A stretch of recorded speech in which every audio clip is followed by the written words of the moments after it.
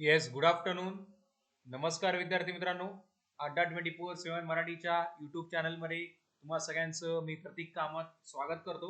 अड्डा 24/7 मराठीच्या वतीने वेगवेगळ्या स्पर्धा परीक्षांचं मार्गदर्शन विद्यार्थी मित्रांना आपण उपलब्ध करून देतो आणि त्या अंतर्गतच आपण वेगवेगळ्या स्पर्धा परीक्षांसाठी आवश्यक अशा चालू घडामोडीच्या संदर्भात वेगवेगळ्या विषयांवर वेगवेगळे विषय त्याची आपण एक सिरीज सुरू केलेली आहे. तर आज सुद्धा आपण arm force special power act हा जो अप्सा कायदा आहे, जो आसाममध्ये संपूर्ण राज्यात लागू करण्यात आलेला आहे, त्या अप्सा कायद्याच्या संदर्भात काही महत्त्वाच्या गोष्टी तुमच्यासोबत डिस्कस करणार आहोत.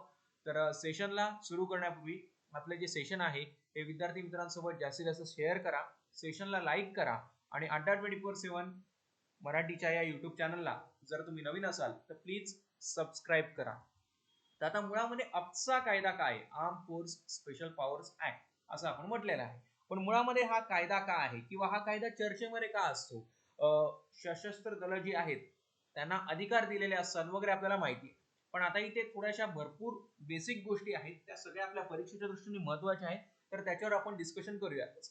तर बघा, यशाचा कोणताही मंत्र नाही, यश हे फक्त कठीण परिश्रमाचे फळ आहे. तर ही गोष्ट कायम लक्षात ठेवा विद्यार्थी मित्रांनो, आणि त्या दृष्टीने कायम वाटचाल करत राहा. तर आता बघा, अप्सा, आता अप्साच्या संदर्भात याचं फुल फॉर्म एक तर आपण बघणार आहोत.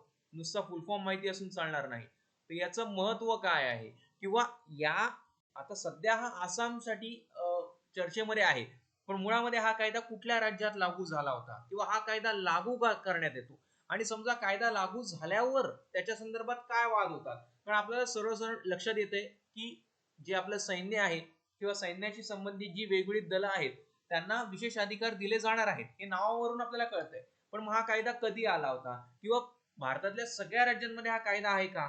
सगळ्यात पहिल्यांदा ही गोष्ट नाही, सगळ्या राज्यांमध्ये हा कायदा लागू नाही. मग कायदा लागू करायची असेल तर त्यासाठी काही प्रक्रिया आहे का, काही विशेष बाब आहे का? सगळ्यात महत्वाची गोष्ट, या कायद्याच्या संदर्भात एक विशेष बाब आहे, ती तुम्हाला मी सांगणार आहे. बघा, इथे लिहिलेलं आहे विशेष बाब. संबंधित क्षेत्र कुठलं आहे? एकतर ते सैन्याचं आहे किंवा मग कायदा सुव्यवस्थेशी संबंधित हे हा कायदा जो आहे त्या राज्यामध्ये लागू केला जातो जिकडे कायदा सुव्यवस्था व्यवस्थित नाही. हे लक्षात घ्या. जर कायदा सुव्यवस्था व्यवस्थित असेल तर तो कायदा या वेगवेगळ्या राज्यात लागू केला जात नाही.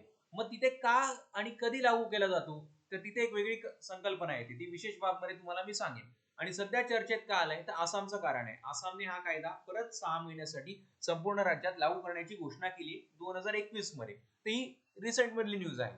तर त्या निमित्ताने आपल्याला विशेष बाबी बघायच्या आहेत. तर बघा, सुरुवातीला केवळ आसाम आणि मणिपूर या 2 राज्यांमध्ये लागू होता arm forces special powers act. आता हा कायद्याचं वर्ष पुढे तुम्हाला सांगतो. 1958 चा कायदा हा. 1958 मध्ये तत्कालीन जे गृहमंत्री होते त्यांनी वल्लभ पंत यांनी संसदेमध्ये विधेयक मांडलं होतं आणि मग त्याचा कायद्यामध्ये रूपांतर झालं. आणि केंद्रीय सशस्त्र दल जी आहेत, मग त्याच्यामध्ये आर्मी सुद्धा येतं, सीआरपीएफ जे पॅरामिलिटरी फोर्सेस ज्याला आपण म्हणतो ते सुद्धा यामध्ये येतात. तर त्यांना काही विशेष अधिकार आहेत. हे विशेष अधिकार आपण म्हणतोय, पण मग काय अधिकार आहेत ते आपण बघूयात आता. बघा, फुल फॉर्म तुम्हाला दिलेला आहे मी, armed forces special power act, सशस्त्र दल विशेष अधिकार कायदा. हा आहे कायदा बेसिकली 58 चा कायदा. त्यामुळे आपल्याला याचं वर्ष ही एक महत्वाची बाब आली. आणि दुसरी अत्यंत महत्वाची गोष्ट, डिस्टर्ब एरिया मी म्हटलेला आहे, तर ही इथे महत्वाची बाब येईल, डिस्टर्ब एरिया. आता या डिस्टर्ब एरियामध्ये काय होतं, कशा पद्धतीने गोष्टी होतात, हे तुम्हाला मी सांगणार आहे. आता हा कायदा लागू करण्याचं जे मापदंड आहेत किंवा बेसिक गोष्ट आहे, हा कायदा लागू कधी करता येतो किंवा कुठल्या क्षेत्रात लागू करता येतो, त्याचं उत्तर येतं डिस्टर्ब एरिया. समजा एखाद्या राज्यामध्ये डिस्टर्ब एरिया म्हणून घोषित झालं तर त्या राज्यामध्ये हा कायदा लागू करता येतो. त्या राज्यातला जिल्हा असेल तर त्या जिल्ह्याला लागू करता येईल. जर ते राज्यात समजा डिस्टर्ब एरिया झालं तर संपूर्ण राज्यामध्ये ते लागू होईल. तर इथे महत्वाची बाब येते डिस्टर्ब एरिया. तर डिस्टर्ब एरिया हे जे क्षेत्र आहे, या क्षेत्रामध्ये हा कायदा लागू करता येतो. मग आता तुमचा पुढचा जोडून प्रश्न असा असला पाहिजे की हा डिस्टर्ब एरिया ठरवेल कोण? सगळ्यात महत्वाची गोष्ट आहे, आपण म्हटलंय, तर इथे महत्वाची गोष्ट येते ती म्हणजे या कायद्याच्या अंतर्गत सशस्त्र दलांना जे अधिकार प्राप्त होतात या डिस्टर्ब एरियाज मध्ये, ते अधिकार पहिले आपण बघूयात.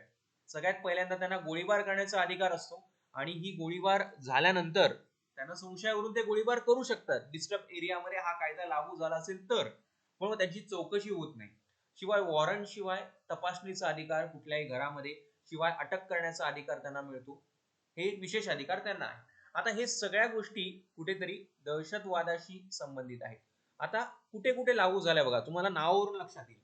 11 सप्टेंबर 1958 मध्ये सर्वप्रथम पंजाबमध्ये लागू झाला होता. तर पंजाबमध्ये खलिस्तान चळवळ जोर पकडत होती आणि त्या खलिस्तान चळवळीमध्ये दहशतवादी जे आहेत सर्वसामान्य लोकांना त्रास देत होते आणि मग तो दहशतवाद निपटून काढायचा होता. म्हणून मग पंजाबमध्ये arm forces special power act हा सर्वप्रथम लागू केला गेला आणि आसाममध्ये डिस्टर्ब एरिया म्हणून क्षेत्र घोषित झालं आणि त्या ठिकाणी मग ते सैन्याला हे सगळे अधिकार जे मी तुम्हाला सांगितले ते प्राप्त झाले. आता सध्या आसाम सरकारने 6 महिन्यासाठी हा कायदा लागू करण्याची घोषणा केली संपूर्ण राज्यासाठी. हे ठराविक कालावधीनंतर घोषणा करावी लागते तो कायदा लागू करतोय म्हणून. आता सध्या कुठल्या कुठल्या राज्यांमध्ये हा कायदा लागू आहे, तर तो आहे आसाम, नागालँड, मणिपूर. आता इथे मणिपूरचं इम्फाळ सोडून, म्हणजे इम्फाळ सोडून सगळ्या राज्यात, मी जसं तुम्हाला म्हटलं इथे डिस्टर्ब एरिया ही संकल्पना येते. जसं की डिस्टर्ब एरिया जो आहे हे संपूर्ण राज्य असू शकतो किंवा मग जिल्हाही असू शकतो एखादा, किंवा जिल्ह्याचा भाग असू शकतो. हे त्या डिस्टर्ब एरियामध्ये येतं. अरुणाचल प्रदेशमध्ये सुद्धा तिरप, चांगलांग, लोंगडिंग हे जिल्हे सोडले तर संपूर्ण अरुणाचल प्रदेश आणि जम्मू काश्मीरमध्ये सध्या लागू आहे. आसाम आहे, नागालँड आहे, मणिपूर आहे, अरुणाचल आहे, जम्मू काश्मीर आहे. म्हणजे तुमच्या लक्षात येईल की संपूर्ण नॉर्थ ईस्ट मध्ये लागू नाही. सगळ्यात पहिल्यांदा हे समजून घ्या. लोक डायरेक्ट कन्क्लुजनला जातात की arm forces special power act संपूर्ण नॉर्थ ईस्ट मध्ये लागू आहे. उद्या तुम्हाला प्रश्न येईल, संपूर्ण उत्तर पूर्व राज्यांमध्ये लागू आहे का? ईशान्य भारतात नाही. फक्त 4 आहेत. आसाम आहे, नागालँड आहे, मणिपूर आहे, अरुणाचल आहे. मग आता तुम्ही प्रश्न विचाराल की दहशतवादी कारवाया बाकीच्या राज्यांमध्ये नाही का? तो होत्या, दहशतवादी कारवाया होत्या, मग त्या थांबल्यानंतर ते काढून घेण्यात आले. तर आता बघा, डिस्टर्ब एरिया जो आहे हे केंद्रीय गृह मंत्रालय घोषित करत असते. सगळ्यात महत्वाची गोष्ट म्हणजे हे जे डिस्टर्ब एरिया म्हणून घोषित करण्याचा अधिकार असतो केंद्र सरकारकडे. अर्थातच राज्यांच्या संमतीने डिस्टर्ब एरिया जो आहे हा घोषित केला जातो, पण घोषणा कोणाकडे असते? केंद्रीय गृह मंत्रालयाकडे.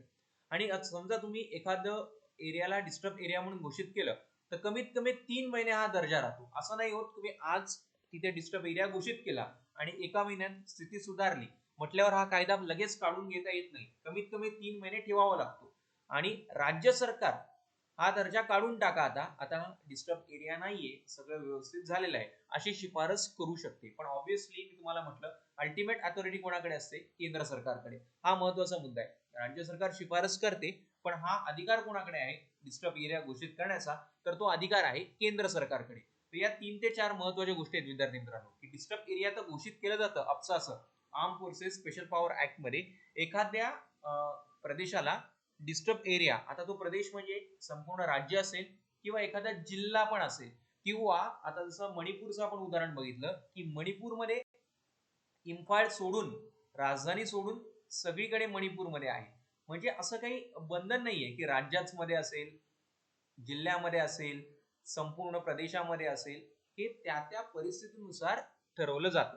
मग आता समजा राज्य सरकारने हा दर्जा काढून टाकण्याची शिफारस केली तर केंद्र परत काय करतं? सांगतं आता हा डिस्टर्ब एरिया नाही. मग त्यानुसार मिझोरम मध्ये 1986 मध्ये हा कायदा लागू होत नाही. पूर्वी होता, पण मिझोरम मध्ये तिथे बंडखोर होते, मिझो बंडखोर, त्यांच्यासोबत चर्चा झाली, तिथला दहशतवाद संपला आणि मग मिझोरम मधून काढून टाकला. त्रिपुरामध्ये 2015 मध्ये हा कायदा लागू नसल्याची घोषणा झाली आणि मेघालयमध्ये 2018, म्हणजे मेघा, मिझो आणि त्रिपुरा, मेमित्री या राज्यांमध्ये हे लागू नाही. मेमित्री लागू नाही. सिक्कीम तर येतच नाही. मग नॉर्थ ईस्ट मध्ये कुठे कुठे आहे? आसाम आहे, मणिपूर आहे, नागालँड आहे आणि अरुणाचल प्रदेश आहे. मेमित्रीला लागू नाही. ही तुमच्यासाठी महत्वाची गोष्ट. Arm forces special power act कुठे कुठे लागू आहे? तर तो जम्मू आणि काश्मीर मध्ये आहे, पंजाब मध्ये सर्वप्रथम होता, नॉर्थ ईस्ट मध्ये मेमित्री सोडून सगळीकडे. आता सिक्कीमला तर नाहीच आहे, सिक्कीमला कधीच नव्हता, त्यामुळे सिक्कीम याच्यामध्ये आपण घेत नाही. तर अशा पद्धतीने हा arm forces special power act जो आहे डिस्टर्ब एरिया, तिथे 3 गोष्टी महत्वाच्या आहेत हे लक्षात घ्या विद्यार्थी मित्रांनो. एक तर डिस्टर्ब एरिया कोण घोषित करतं? केंद्र करतं, राज्य नाही करत. यामध्ये राज्याचा रोल नाही. केंद्र, आणि केंद्राच्या वतीने कोण करतं? गृह मंत्रालय करतं. राज्य शिफारस करू शकतं की आता डिस्टर्ब एरिया नको म्हणून, आणि मग arm forces special power act ना विशेष अधिकार मिळतात. मग आता मुद्दा असा आला की हे जे विशेष अधिकार मिळालेले आहेत, या विशेष अधिकारांचा गैरवापर सुद्धा होऊ शकतो. बरोबर आहे ना, गैरवापर होऊ शकतो, कारण त्यांना विना चौकशी अटक करण्याचा अधिकार आहे, विना वॉरंट तपासणीचा अधिकार आहे, गोळीबार करण्याचा अधिकार आहे. मग अशा वेळेला एखाद्या व्यक्तीकडून जे आहे मानवी हक्कांच्या बाबतीत थोडीशी चूक होऊ शकते. मग आता याला काय करायचं? आणि भरपूर अशा तक्रारी आलेल्या आहेत, उत्तर पूर्वी राज्यांमध्ये आलेल्या आहेत, जम्मू काश्मीरमध्ये आलेल्या आहेत, की ही सशस्त्र दलं आहेत ती आपलं कर्तव्य पार पडत असताना त्यांच्याकडून कळत नकळतपणे, मुद्दामून असत नाही, नकळतपणे पण काही चुका होतात. तर मग आता त्याला कुठेतरी पायबंद घालणं आवश्यक आहे, नाहीतर मानवी हक्कांचं काय होणार? अशा भरपूर तक्रारी आल्या आहेत आणि हा कायदा रद्द करावा यासाठी भरपूर प्रमाणामध्ये आंदोलनं सुद्धा झालेली. मनोरमा देवी जी मणिपूर मधली एक प्रसिद्ध एक हे होती, त्या मणिपूर मधल्या मनोरमा देवीचं आंदोलन गाजलेलं होतं. ते याच कारणासाठी होतं की खूप आम्हाला त्रास होतो आहे, तर त्यामुळे त्याला काहीतरी पुनर्विचार करा. आणि मग त्या दृष्टीने मग 2004 मध्ये एक समिती नियुक्त केली. समितीचं नाव आहे जीवन रेड्डी समिती. आता तुम्हाला समित्या पण महत्वाच्या आहेत. जर आपण एखादा भाग जर बघतोय, आपसा बघतोय, तर आपसाच्या संदर्भात ए टू झेड सगळी इन्फॉर्मेशन असली पाहिजे. जसं आपसाचं संपूर्ण स्वरूप, त्याच्यानंतर कुठे कुठे लागू आहे, विशेष बाबी काय आहेत, जसं तुम्हाला डिस्टर्ब एरिया तुम्हाला सांगितलं, आणि याच्याशी संदर्भित काही समिती आहे का, किंवा सरकारने काही घोषणा केलेल्या आहेत का. तर जीवन रेड्डी समिती ही नियुक्त केली होती 2004 मध्ये. या समितीने सांगितलं की मानवी हक्कांचं उल्लंघन होतंय. केंद्र सरकारद्वारे जीवन रेड्डी समिती नियुक्त केली होती. तिने सांगितलं बाबा हो, याच्यामध्ये काही असं खरंच याच्यामध्ये उल्लंघन होतंय, असं काही नाही की उल्लंघन होत नाहीये. त्यासाठी बऱ्याच शिफारसी या जीवन रेड्डी समितीने केल्या. त्यामधली एक होती की हा कायदा रद्द करा, त्याच्याऐवजी अनलॉफुल प्रिव्हेन्शन ऍक्ट किंवा भरपूर अशा गोष्टी आहेत, त्याच्यामध्ये बेकायदेशीर कारवायांना प्रतिबंध घालता येऊ शकतो. ते कायदे आपण थोडेसे बळकट करूयात. पण हा जो कायदा आहे, सशस्त्र दलांना, सीमा सुरक्षा दलांना विशेष अधिकार देणारा कायदा, मात्र हा कायदा नसला पाहिजे असं मत या समितीने मांडलं. पण आज तागायत त्याच्यावर काही अशी विशेष गोष्ट झालेली नाही. आजही हा कायदा जो आहे हा लागू आहे. तर क्विकली परत मला सांगा, हा कायदा कुठे कुठे लागू आहे? तर पहिल्यांदा सगळ्यात पहिले तुम्ही सांगाल लागू असलेली राज्य. हे आहे तुमचं आसामला आहेच, मणिपूरला आहे, नागालँडला आहे आणि अरुणाचलला आहे. आणि मेघालय, मिझोरम आणि त्रिपुरा. मी तुम्हाला जे मी सांगितलं, मेघालय, मिझोरम, त्रिपुरा या राज्यांमधून काढून टाकला. कसा काढून टाकला ते तुम्हाला सांगितलं. सर्वप्रथम कुठे लागू झाला? पंजाबमध्ये लागू झाला. तर कुठे कुठे लागू आहे हे महत्वाचं आहे, कुठली समिती आहे हे महत्वाचं आहे, आणि हा कायदा कधी इंट्रोड्यूस झाला हे सुद्धा तितकंच महत्वाचं आहे. 1958 चा कायदा आहे.